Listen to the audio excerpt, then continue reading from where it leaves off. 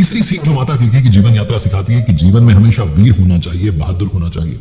देवासुर संग्राम में राजा दशरथ इंद्रदेव की मदद के लिए देवलोक की तरफ चल पड़े और कहते हैं कि वो जो संग्राम था बड़ा भीषण था। असुर जो थे वो 10 दिशाओं से हमला कर रहे थे, आक्रमण कर रहे थे, और राजा दशरथ जी जो थे वो सबसे लड़ाई लड़ रहे थे। उस रथ की जो सारथी थी वो माता कैकेयी थी।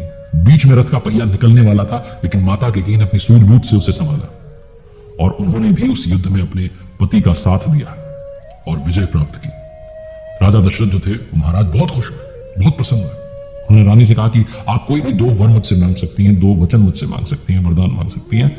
रानी कैकेयी ने कहा कि मुझे भी कुछ भी नहीं चाहिए और भविष्य का मुझे पता नहीं है, कभी मुझे लगेगा तो मांग लूंगी। हालांकि कहते हैं कि वही 2 वरदान जो थे वो रामायण का कारण बने। उन्हीं 2 वर में रानी कैकेयी ने मांगा कि राम जी को वनवास मिले और भरत जी को राज्य मिले। चौथी सीख जो कि माता कैकेयी की जीवन यात्रा हमें सिखाती है कि क्षमा कर देना चाहिए, क्षमा भाव अपने अंदर लेकर के आना चाहिए, और जब आपको लगे कि आपसे बहुत बड़ी गलती हुई है तो बिना देरी के क्षमा मांग भी लेना चाहिए। माता कैकेयी ने क्षमा मांग ली। उन्हें बहुत जल्दी इस बात का एहसास हुआ, समझ में आ गया कि बहुत बड़ा पाप हो गया। जब प्रभु श्री राम जैसे ही वन को गए तो कुछ दिनों के बाद ही महाराज की मृत्यु हो गई। वो पुत्र वियोग में बहुत परेशान थे। रानी कैकेयी को बहुत दुख हुआ। उन्होंने प्रभु से श्री राम जी से जाकर के क्षमा भी मांगी। भरत जी से भी कहा कि मुझे क्षमा कर दे। प्रभु श्री राम ने भी माता कैकेयी को चरण लग करके प्रणाम करके जो है क्षमा कर दिया। कहा कि माता आप ऐसा मत बोलिए, ये सब तो लिखा हुआ था, होना था। भरत जी ने भी अपनी माता को क्षमा कर दिया कि कोई बात नहीं, जो हुआ ठीक हुआ। क्षमा मांग लेना और क्षमा कर देना ये जीवन का बहुत बड़ा गुण है, इसको कभी छोड़िएगा मत, जीवन सरल हो जाएगा। और अंतिम बात, क्या नहीं सीखना चाहिए वो भी समझ लीजिए। माता कैकेयी से मत सीखो कि कान के कच्चे बन जाओ।